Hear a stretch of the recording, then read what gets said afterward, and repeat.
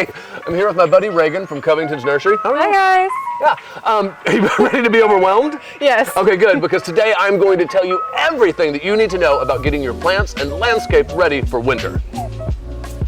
So Rhegan, the first thing that we're going to do is actually really exciting to me because it means we're about to save a lot of money. The second that the summer heat breaks, the first thing I always do is I immediately go to my sprinkler system and cut my watering schedule back by about half.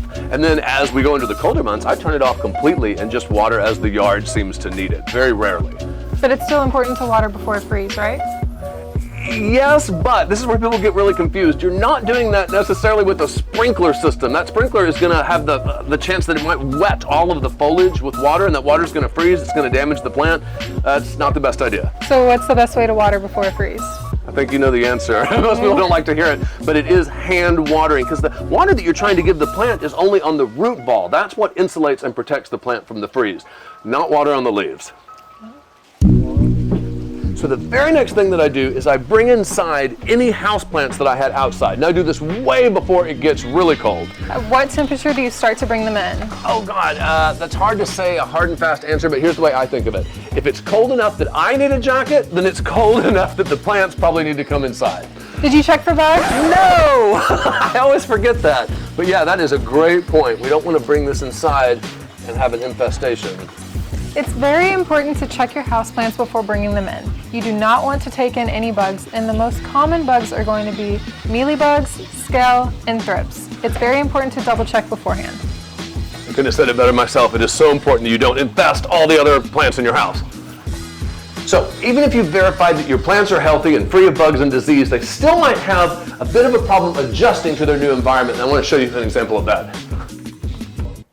So look at this guy. It loved its life outside. Wow, definitely worth bringing in.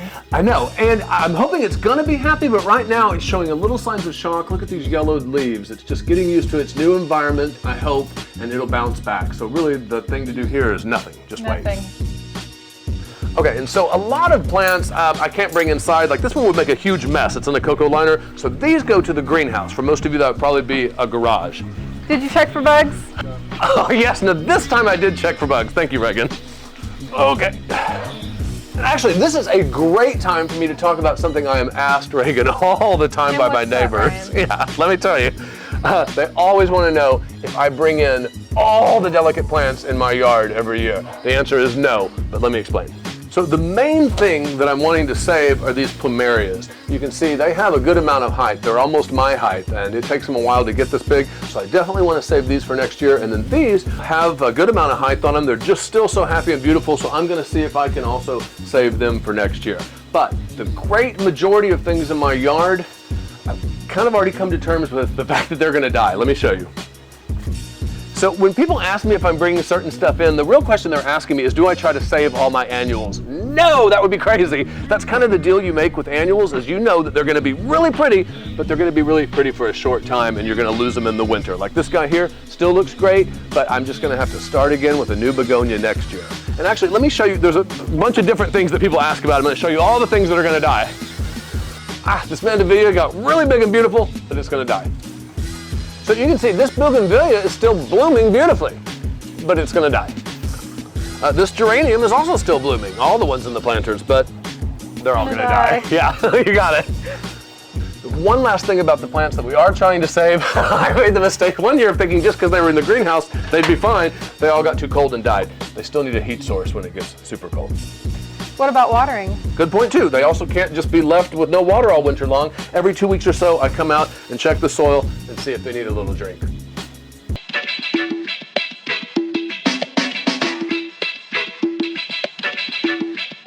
So Rhegan, I want to talk briefly about perennials, but we have an entire other episode just focusing on how to cut back your perennials for the winter. But I can't pass up the chance to talk about these elephant ears. Looked amazing just like a couple weeks ago. What happened? Well, what happened is we barely got down to just barely freezing, and that was all it took. They did this thing, I call it melting. It's actually the exact opposite. They got too cold, but they do kind of look like they melted, didn't they? They kind of, they're very dramatic, they collapse. And so that lets me know it is time to cut them back. And so I'm just going to show you what I do.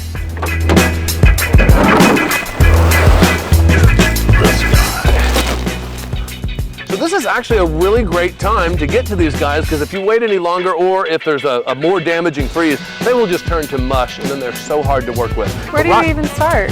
Well, good question. First, I like to just start getting some of these things out of my face. I mean, because all this is going in the trash anyway. It's just a way of how do you make it more manageable.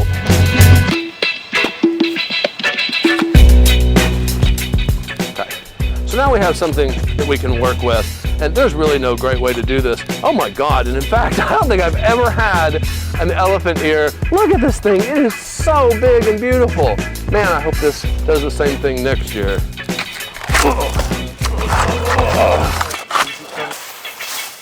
Now we have a stump that I can work with, and the idea is just going to be to cover this puppy up with mulch for the whole winter. Okay.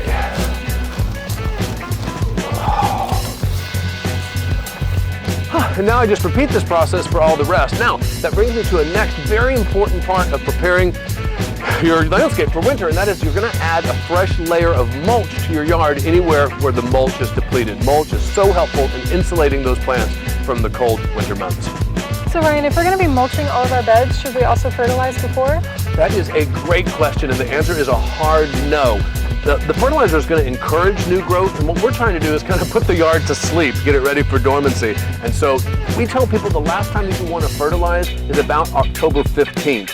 Anything after that, just leave it alone. Yeah, no go, leave it alone, and you'll get it next year in the spring. Wonderful.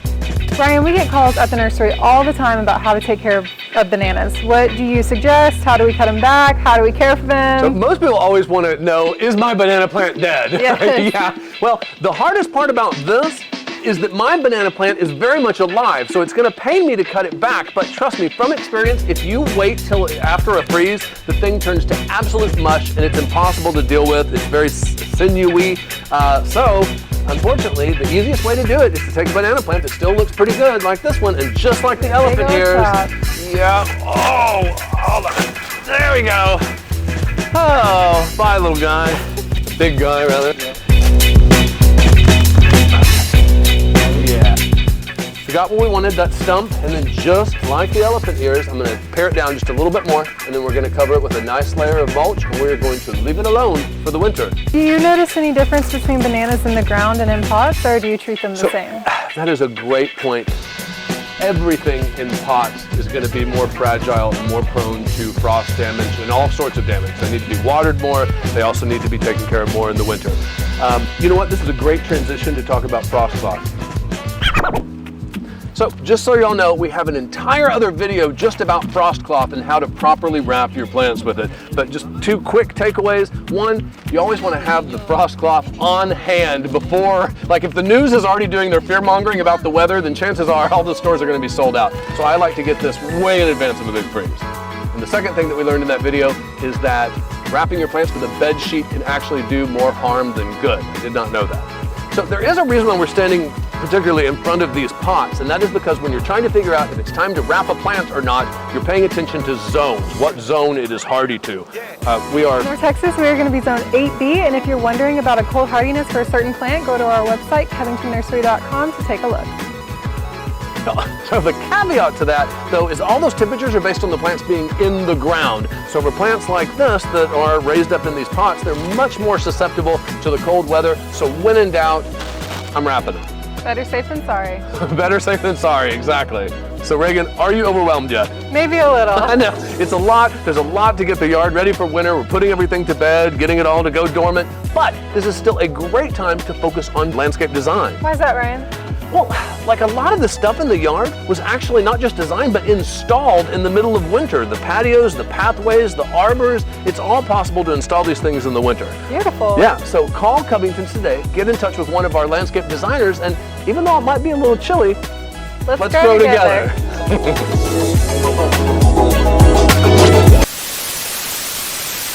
Mom, your garage is basically unusable in the winter. Yeah, and I'm embarrassed about it. Okay, yeah, well thank you for letting me show this to all the people. When you're looking at the weather and the temperature, you know how it has that feels like temperature? Are you looking at the feels like temperature when you're thinking about the plants, or are you looking at the actual temperature? I do both, because I have left things out in the past, and then they say wind chilled 17. Yeah. Well, it burns. That's like today, it was actually 31, but the feels like temperature was 19 degrees. And I was wondering, do the plants care about that? They do. But especially if we've got wind chill that it's blowing, it can burn regular things. Okay. So I don't take a chance on that. You don't take a chance. Okay, so back to what you bring in. You're saying all the tropical stuff. So do you not let any potted plant in your yard, nothing dies, everything lives through the winter in the garage? Not everything, because I go ahead and let sometimes the begonias die, things like that I'm going to replace. But how do you decide what gets to die and what gets to live? You're like, God. When I get tired, then I thought, okay, you're not as important as what I thought you were. Yeah, but there's certain things that I've had for a very long time, like this right here. This is a cutting from something that when Dad and I got married, so it's important to you. It's very important, and I always keep it going. You got to keep the love alive. I keep the love alive, yes. And I have an orange tree back there. Oh, yeah. It's not ready yet, but it will turn into complete oranges in the garage. They look pretty ready. They're not ready yet. They get darker than that. We have to go. We're going to go have some orange juice now.